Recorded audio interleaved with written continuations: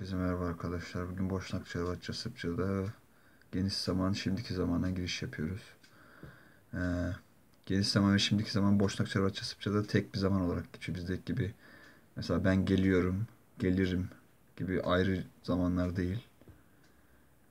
Yani şu an yaptığımız şeyleri ve geniş her zaman yaptığımız şeyleri aynı şekilde çekimliyoruz bu dillerde. Türkçe'de fiiller makmek takıslarıyla bitiyor, mastar ekleriyle. Boşnak Şervaça Sırpça'da bunlar T ile bitiyor hep.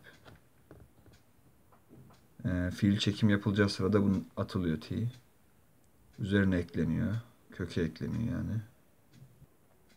Üç ana kural var fiil çekimlerinde şimdiki geniş zaman yaparken. Bu biraz karışabilir. Ati ile bitiyormuş gibi çekilenler var. Ati ile bitiyor gibi görünen ama eti ile bitiyormuş gibi çekilenler var. Bir de iti ile bitip çekilenler var. Çekim için onlar şahsı hariç diğerleri aynı. Team astarını atıyoruz. Sonra sırayla ben sen o biz siz için M, Ş, O için ekimiz yok. Mo ve T eklerini getiriyoruz.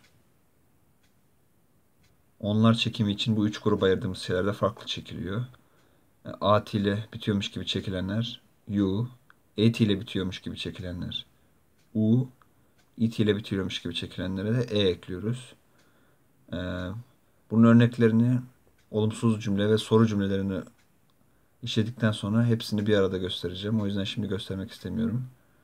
Bütün geniş şimdiki zamanın bütün formlarını gördükten sonra örneklere geçeceğiz. Bunları şimdi yazın, ezberlemeye çalışın. Örnekleri de görünce daha iyi anlayacaksınız. Herkese iyi çalışmalar.